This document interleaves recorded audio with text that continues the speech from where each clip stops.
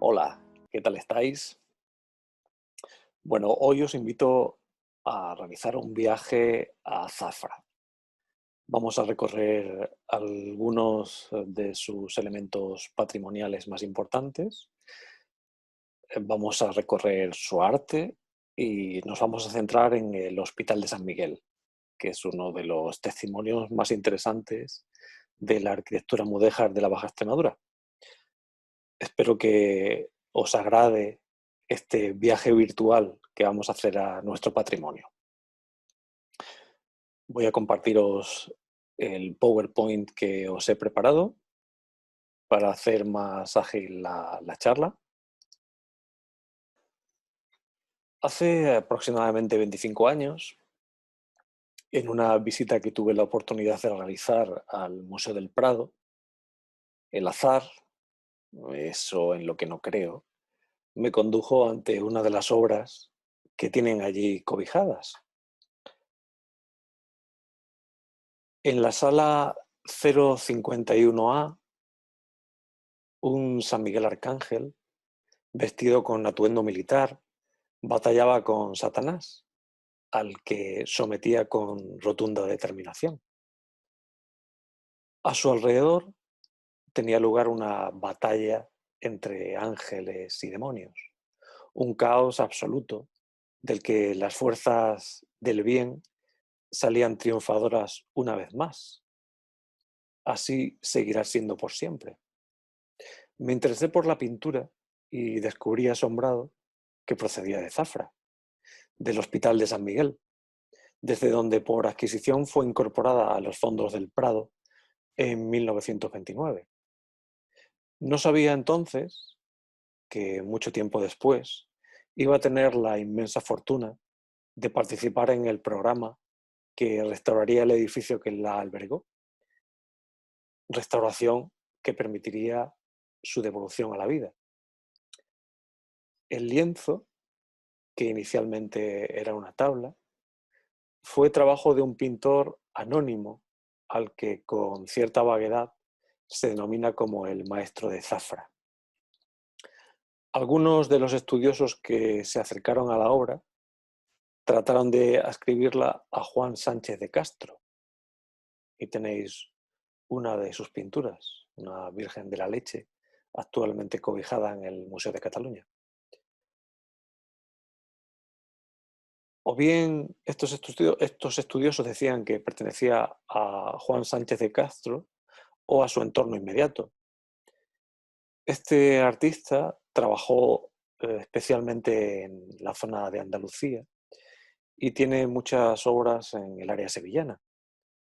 Nuestro San Miguel fue realizado entre 1495 y 1500, durante el gótico tardío, y estilísticamente está ligada a la corriente pictórica denominada como hispano-flamenca.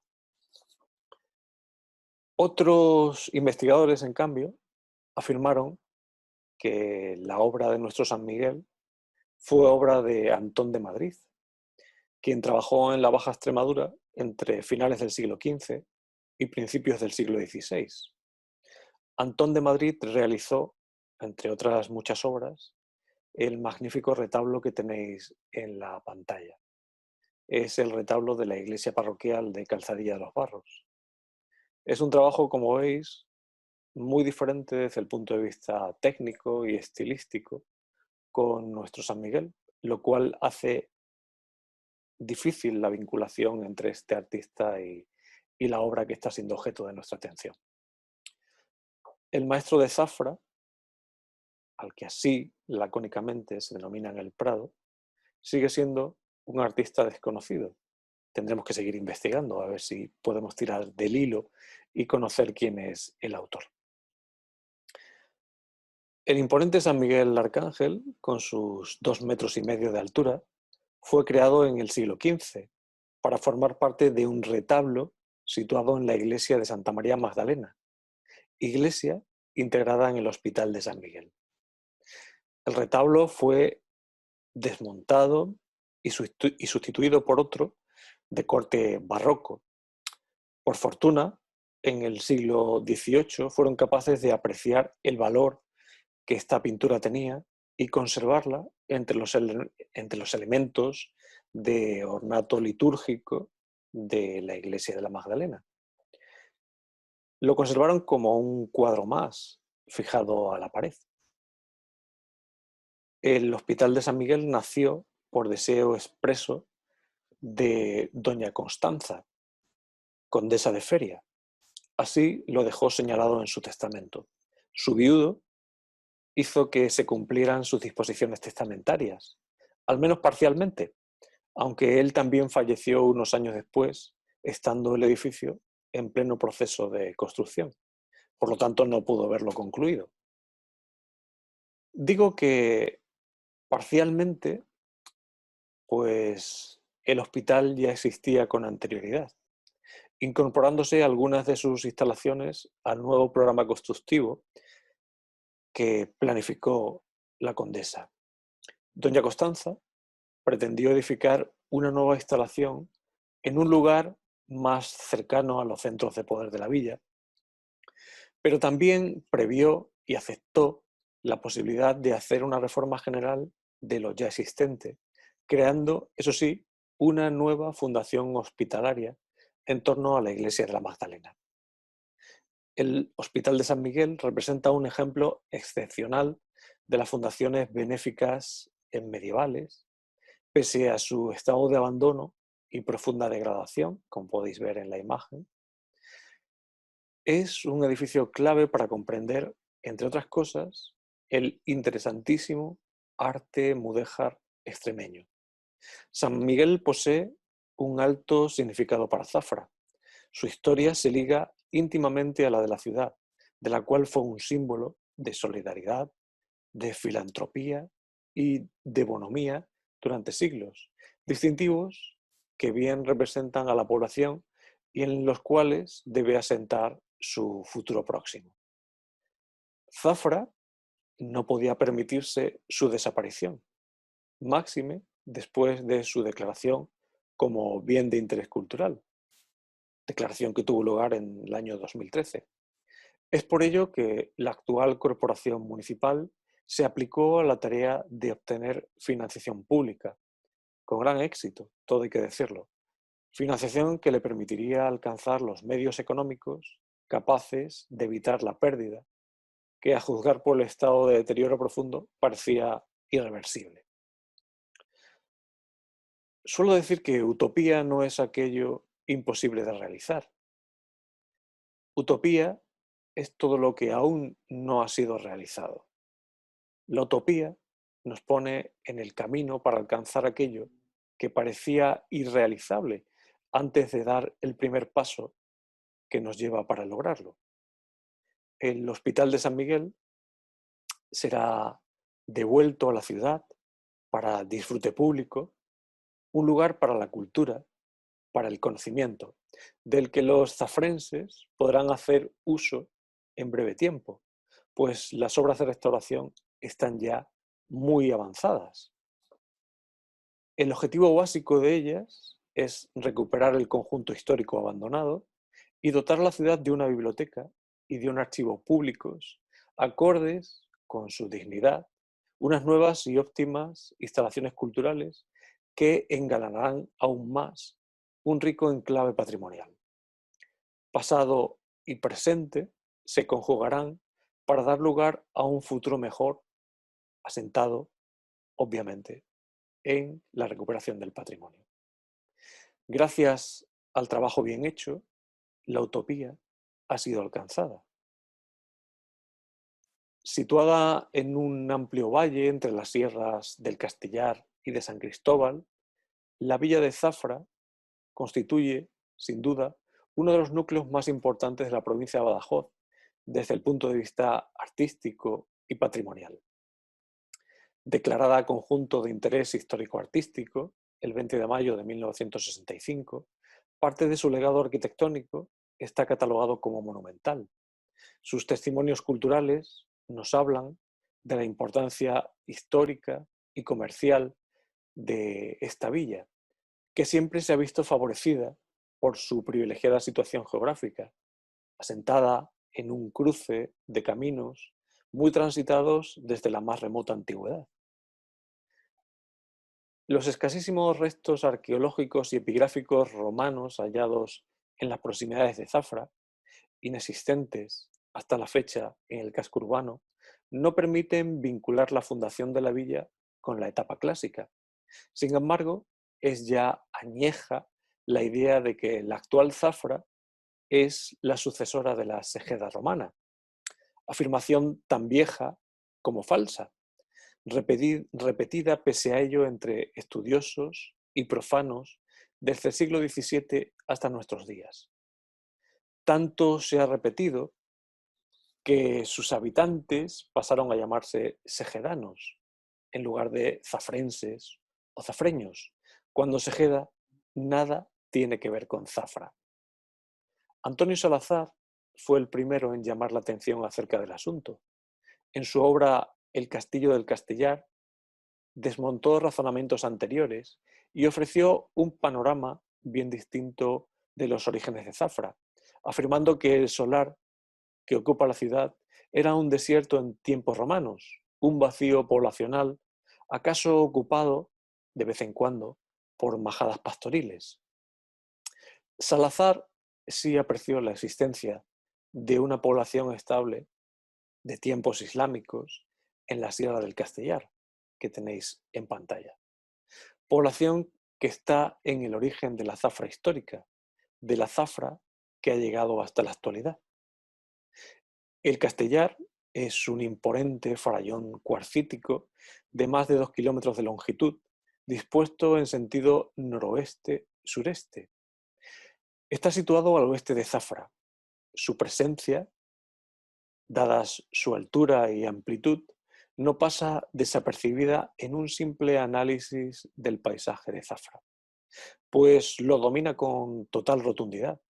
Para la ciudad es un decorado perpetuo, visible desde todos sus rincones. La sierra, a la que se accede fácilmente por el llamado Camino Colorado o de los Almendros, alberga restos de pinturas rupestres en algunos de sus abrigos. Se trata de pinturas esquemáticas, muy sencillas, de época calcolítica, momento del que datan los restos arqueológicos más antiguos documentados hasta la fecha en esa zona.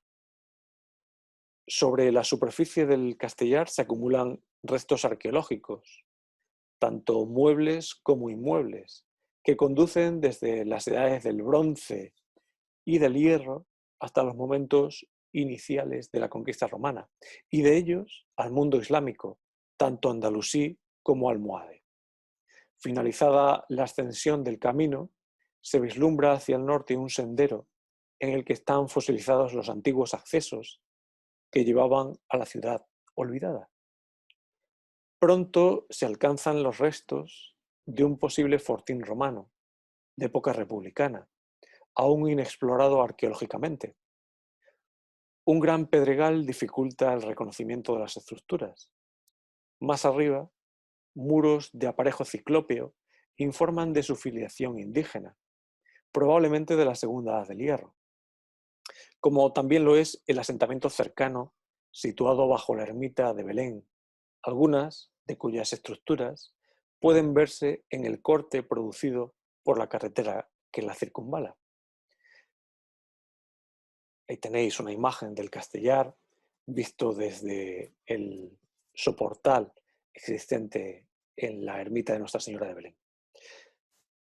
Es posible que la construcción defensiva romana se erigiera para pacificar a las tribus locales aquí asentadas y controlar el camino que enlazaba hacia el oeste con Burguillos del Cerro, a través de un ramal del camino que desde la desembocadura del Guadiana ascendía hacia el norte hasta alcanzar Mérida. El camino era denominado item ab ostio fluminis anae emeritam usque, el denominado Camino 23, citado en el itinerario de Antonino, recorrido que con el tiempo se convirtió en el conocido como Vía de la Plata, en su tramo sur. Sobre las crestas más elevadas se alzan los restos de lo que fue una imponente fortificación andalusí. Murallas y torres asoman entre la vegetación. Se trata de los restos de la alcazaba que protegía el enclave, con un óptimo control visual del entorno circundante y bien aprovechadas sus defensas naturales. El asentamiento islámico es muy extenso si lo comparamos con otros enclaves similares coetáneos, hecho que hay que poner en relación con su importancia y con sus funciones. Supera con creces las 12 hectáreas, superficie a la que habrían de añadirse todos los espacios existentes extramuros, entre ellas pues, las áreas cementeriales, los arrabales, las zonas productivas, etc.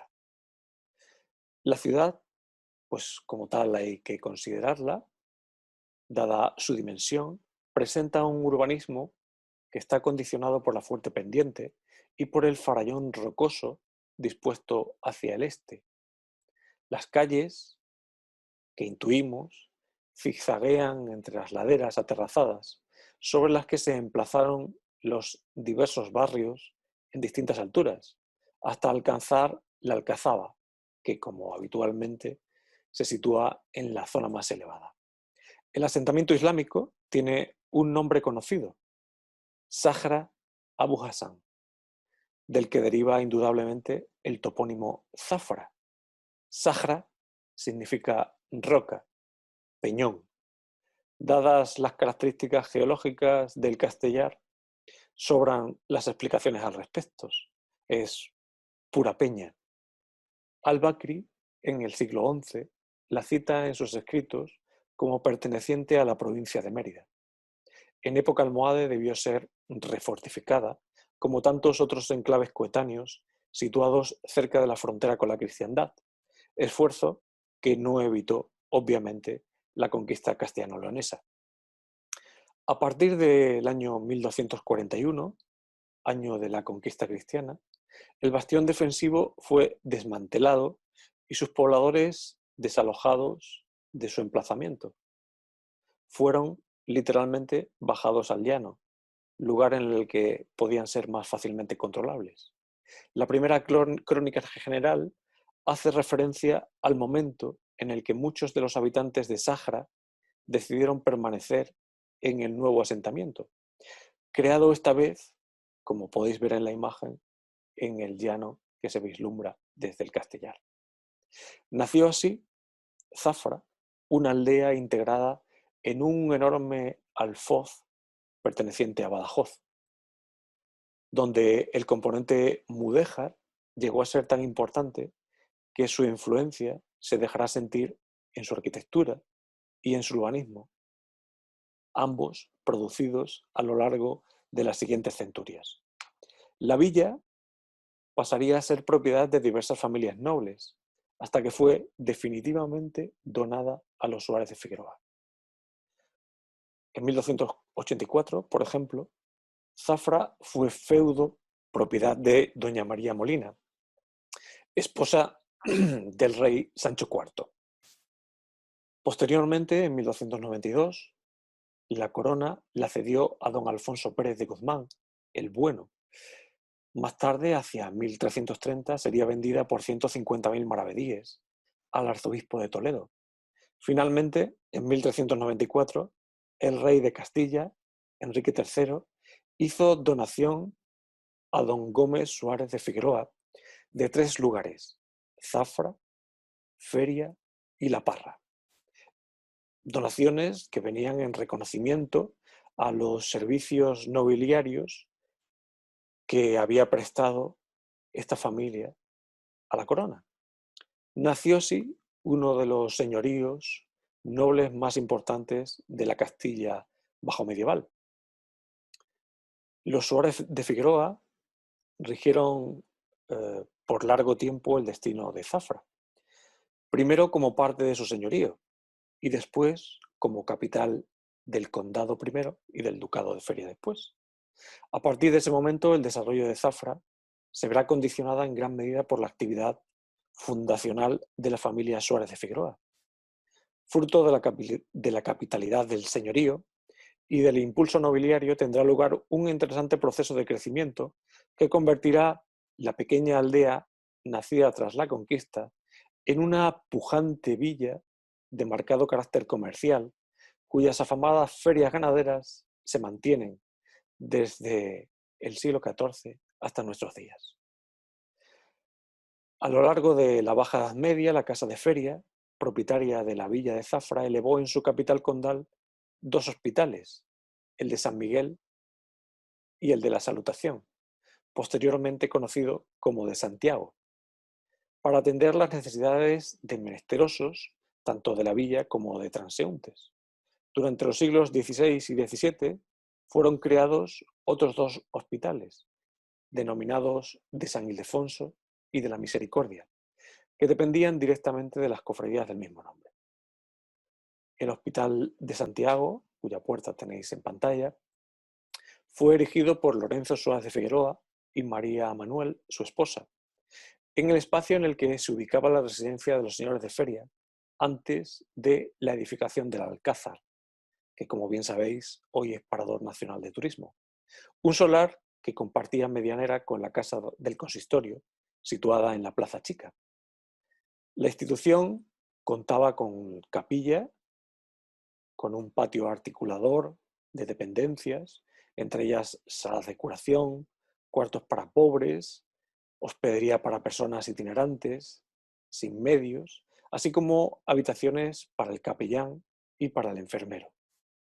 El conjunto disponía de su propio cementerio, en el que sepultar a los pobres sin medios que morían en el propio hospital, y también zona de huertas y de corrales que permitían el abastecimiento de recursos básicos para los hospitalizados.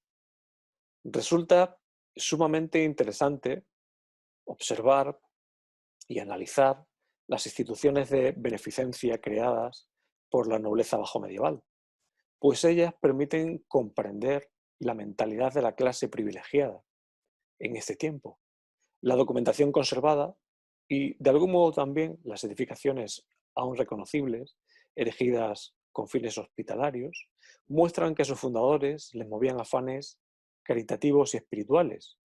No obstante, y pese a que hubiera casos de generosidad verdadera, cuando son estudiados en profundidad, se aprecia con claridad que la mayor parte de estas instalaciones de beneficencia fueron creadas desde motivaciones interesadas y no exclusivamente filantrópicas. La investigación histórica del periodo, especialmente el estudio de las mentalidades de este tiempo, tiende a establecer otras justificaciones para explicar el patrocinio nobiliario. Entre ellas, cabe citar el prestigio social para sus fundadores y la necesidad de mantener la paz social en los territorios comandados por las élites nobiliarias mediante la atención a los más menesterosos, carentes hasta de lo más básico para garantizar su subsistencia. La divisa del primer duque del Infantado, Diego Hurtado de Mendoza, decía: dar es señorío, recibir es servidumbre. Esta enseña muestra claramente la mentalidad de las élites aristocráticas medievales. La generosidad se encuentra entre los valores que distinguen a la nobleza del resto de las clases sociales.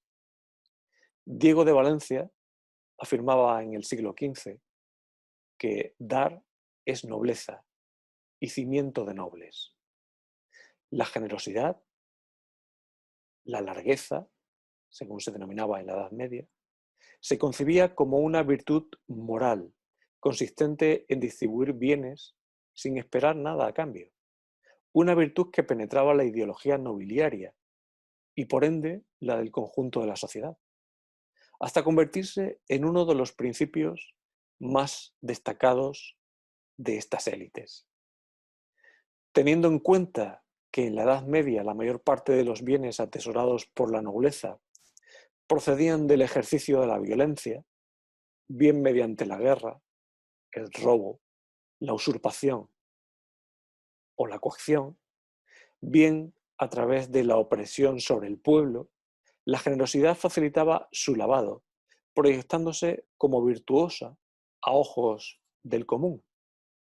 Aquellos que no podían comportarse de acuerdo a lo que su rango social exigía, dejaban de poseer el respeto que la sociedad les otorgaba, hasta encumbrarlos a la cúspide social, de tal modo que era una norma el que la opinión pública viera en el modo de vida noble no el origen de la nobleza, pero sí un aspecto consustancial a la misma. Ello se vincula al necesario cuidado de la apariencia, tanto personal como familiar, condición fundamental para mantener el estatus, la imagen pública. Es decir, vivir de acuerdo a los convencionalismos marcados por la cultura dominante suponía tanto como conseguir el respeto de las personas que la componían. Además, la generosidad funcionaría como un sistema de redistribución de la riqueza. El noble absorbía buena parte de los saberes generados en su entorno de acción y devolvía una porción de los mismos mediante un sistema de dádivas, regalos y gasto excesivo. En la cercanía de la muerte, otro tipo de preocupaciones dirigían la generosidad de la élite. Si durante la vida se ansiaba asegurar las bases en las que el poder terrenal se cimentaba, en su finalización, el deseo no sería otro que aferrarse a la posibilidad de una gozosa existencia en el más allá, de acuerdo a los méritos terrenales, bien mediante la idea de la fama, que nada tiene que ver a nuestra percepción sobre ella, bien mediante la inmortalidad prometida por la Iglesia a todos los que habían llevado una vida de bondad y honestidad. Es decir, perpetuar la posición privilegiada más allá de la muerte. De ahí que fuera necesario velar por la salud del alma más que por la del cuerpo, siendo liberal y generoso con todos los que en el mundo iban a permanecer sufriendo. Siguiendo esta línea de pensamiento, puede comprenderse perfectamente el desprendimiento de bienes y rentas para servir a los más necesitados que recoge el testamento de doña Constanza Osorio, fundadora del Hospital de San Miguel, fechado el 14 de abril del año 1480. Se erige el hospital en un solar amplio situado entre las calles Ronda de la Maestranza y San José, antiguamente denominada de San Miguel. Un solar intramuros, muy próximo a la muralla, que en esta zona de Zafra está totalmente perdida.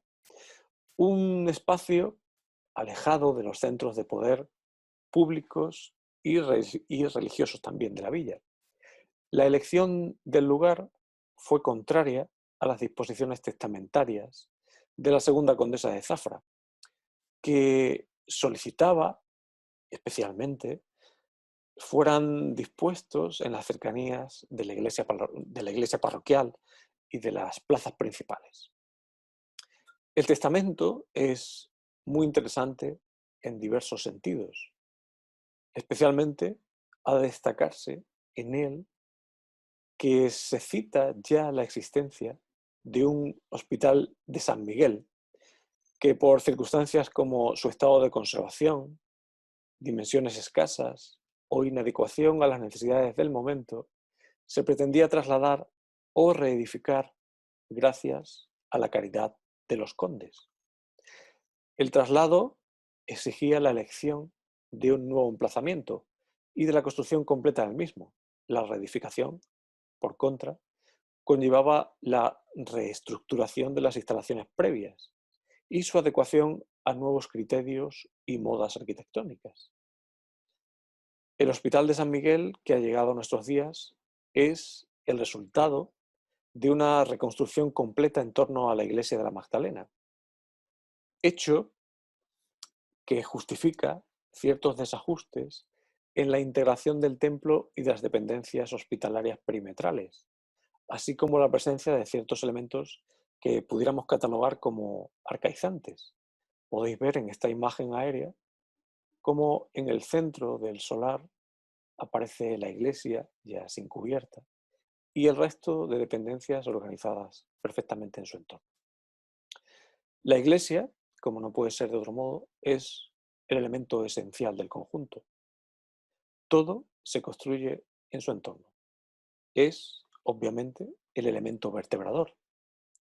La condesa profesaba una gran devoción por Santa María Magdalena, y es precisamente junto a la iglesia erigida bajo su advocación que decide realizar su obra de misericordia para cumplir ese voto prometido. La iglesia, su restauración y el conjunto de bienes muebles en ella integrados, necesarios para el culto, fueron financiados enteramente a su costa.